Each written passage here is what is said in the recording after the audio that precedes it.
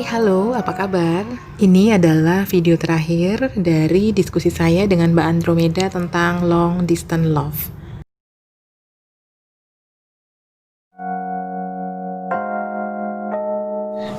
Dari Mbak Rizka. Yang mana? Oh, Mbak, gimana ngerubah mindset kita untuk tetap positif menjalani kehidupan LDM dan adanya pandemik ini yang sulit banget buat ketemu suami, apalagi saya lagi punya bayi anak 1, rasanya berat. 1 bulan sampai turun 6 kilo, ya Allah. Aduh, Mbak Rizka suaminya jauh nggak? Udah lama nggak pulang ya. Memang ini jadi satu topik yang hangat akhir-akhir ini adalah di situasi pandemik ini.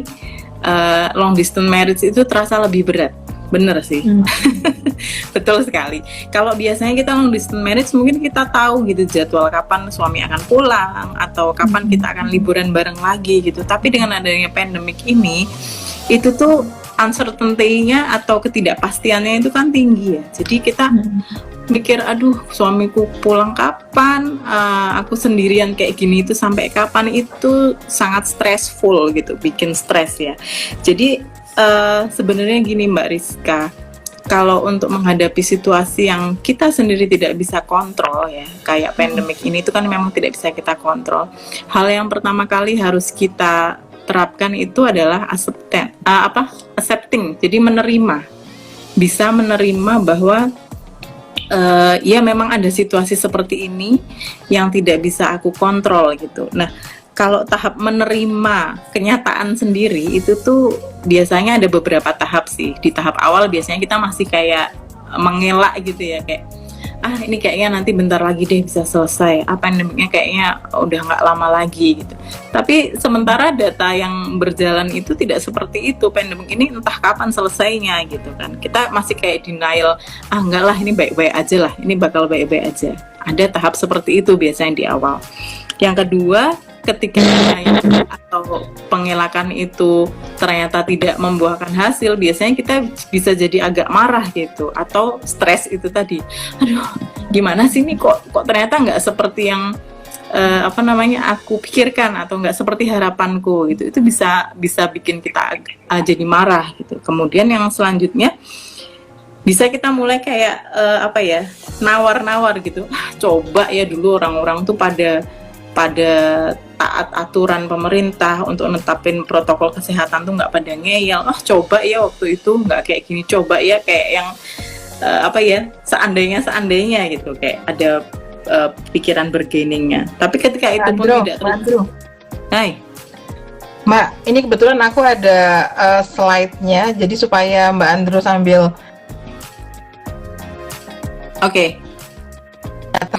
accept itu seperti ini. Ya, oke, thank you. Jelas ya teman-teman, bisa dilihat ya. Tapi tadi udah sampai bargaining kan ya, seperti itu. Ketika bargainingnya itu juga tidak tercapai, itu bisa jadi dia jadi depresi karena tadi udah denial, anger, bargaining, ternyata nggak sesuai juga, akhirnya depresi gitu. Depresi itu lebih dari stres ya. Kalau stres itu kan wajar dialami semua orang, tapi kalau depresi itu udah tekanannya lebih tinggi lagi, seperti itu. Dan ketika udah sampai depresi, kemudian juga tetap nggak bisa gimana-gimana, sampai pada tahap akhirnya yang pasrah gitu, udah yang ya sudahlah, emang aku udah coba cara gimana-gimana juga, tapi akhirnya tetap aku nggak bisa kontrol itu semua, ya sudah, harus diterima. Tapi tidak semua manusia harus melalui fase seperti ini untuk acceptance. Bisa jadi dia lebih cepat gitu, bisa juga gitu ya, nggak harus urut dari denial sampai ke acceptance itu sendiri. Nah, yang pertama itu tadi Mbak Rizky harus menerima bahwa ada pandemik ini yang memang tidak bisa kita kontrol gitu, melewati ini. Amin. Aku juga ikut mendoakan ya Mbak Rizka ya. Yang jelas selain bahwa kita juga sama-sama paham bahwa kita tidak akan menerima tanggung jawab atau beban atau amanah sesuai dengan kapasitas kita. Untuk kita semua yang bekerja kan kita juga paham ya. Seseorang bisa naik promosi, jabatan dan lain sebagainya itu ya karena atasannya melihat dia mampu. Nah, demikian juga dalam kehidupan gitu.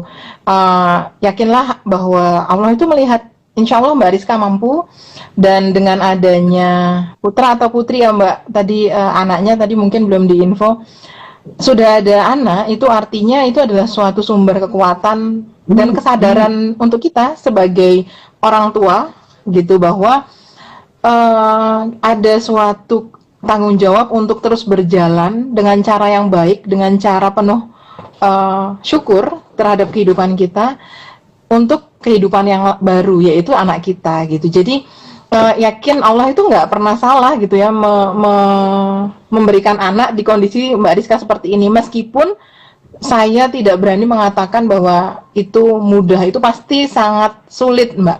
Jadi kita di sini semuanya sama-sama mendoakan semoga Mbak Rizka maupun rekan-rekan yang lain yang kondisinya sama, baru memiliki baby, kemudian juga harus berjauhan dengan suami, itu nggak mudah, tapi semuanya sudah dipercayakan kepada mbak-mbak semuanya, kepada kita semuanya. Semangat ya. Sejatinya semua emosi baik positif maupun negatif itu harus kita terima, kita kenali dengan baik, kita gali dengan baik supaya kita tahu nextnya kita harus gimana gitu. Karena ketika semua itu ditekan-tekan ya akhirnya kita juga nggak kuat itu tadi, dan malah justru meledaknya tuh ke hal yang nggak bagus seperti itu, kayak gitu. Mbak, kita udah sampai di ujung diskusi nih. Pengen ada closing statement dari Mbak Andrew, mungkin beberapa poin yang bisa disimpulkan supaya teman-teman juga yang tadi mungkin ketinggalan bergabung bisa dapat poinnya. Sebenarnya kalau untuk kehidupan pernikahan gitu ya, utamanya ini dalam hal long distance marriage yang tentunya tantangannya juga berbeda dari yang tinggal serumah gitu. Saya cuman bisa nyampein bahwa ya ketika kita memang sudah sampai di tahap kita memang long distance, itu memang kan keputusan bersama gitu ya. Kita nggak boleh nyalahin keadaan, tidak boleh menyalahkan satu sama lain, tapi bagaimana kita bisa fokus pada hal-hal positif yang memang kita tetap bisa dapatkan di long distance ini gitu. Misalnya tadi kita bisa lebih mengembangkan kemandirian kita juga bisa lebih sama-sama belajar untuk komunikasi yang lebih baik gitu, karena kita nggak bisa selalu face to face gitu ya. Bagaimana kita juga belajar untuk lebih mendengarkan pasangan, yang itu pun sampai sekarang saya masih susah banget ya untuk belajar itu. Saya masih belajar juga untuk benar-benar bisa mendengarkan pasangan itu dari hati, dan juga kita kan ada komunikasinya beda ya, dan untuk membangun kembali romantisme dalam pernikahan itu sendiri gitu, karena dinamikanya sedemikian kayak roller coaster ya istilahnya. Kalau pernikahan itu kita tetap butuh sampai kapanpun kita tetap butuh waktu untuk bicara hanya berdua saja tentang aku dan kamu gitu, bukan tentang anak kita, bukan tentang orang tua. Itu sangat diperlukan.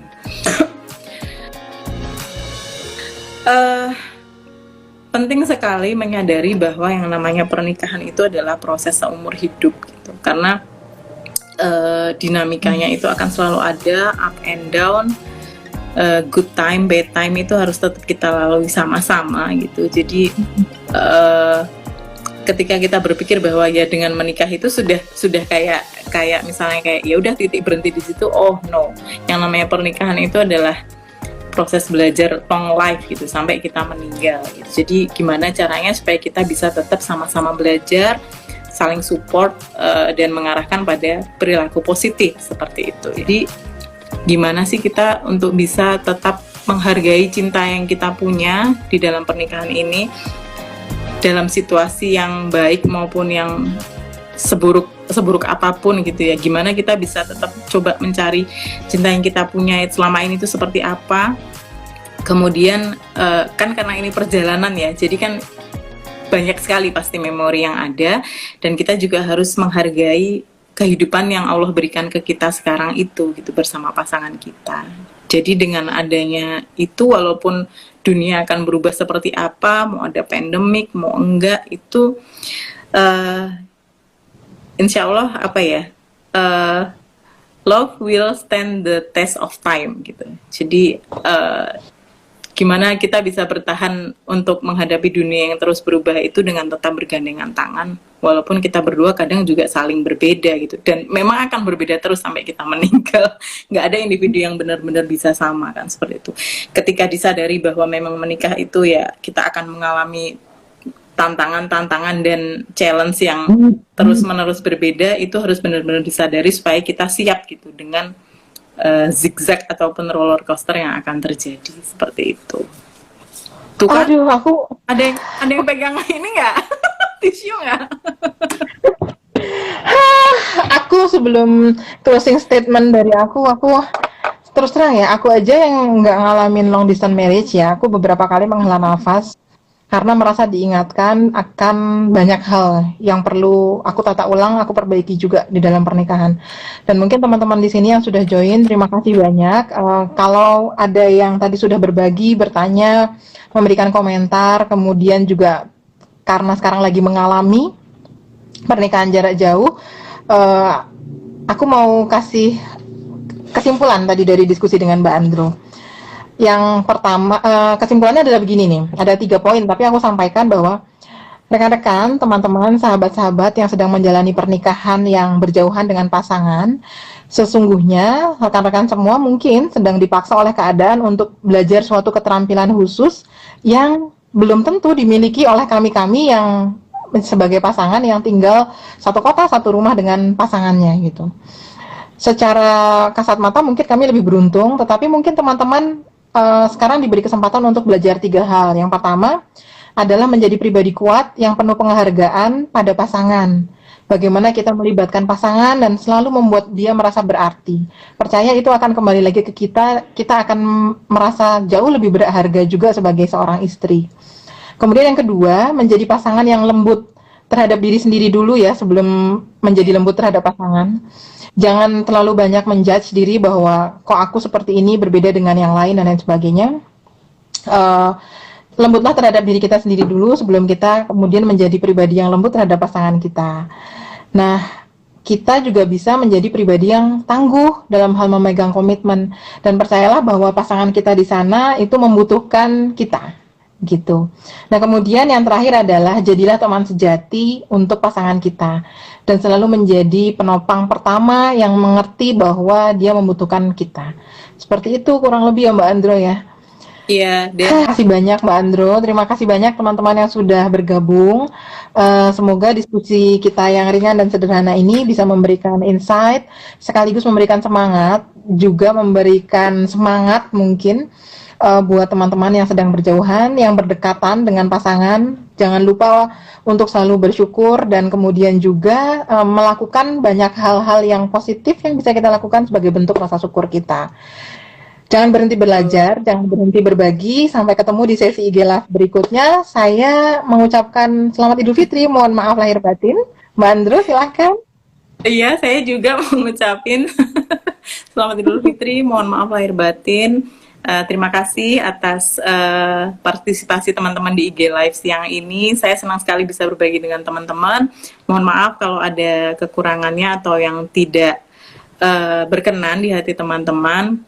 Tapi mari kita saling sama-sama menyebarkan energi positif dan saling dukung satu sama lain. Walaupun battle kita beda-beda, tapi kita semua manusia yang harus saling mendukung untuk bermanfaat bagi sesamanya.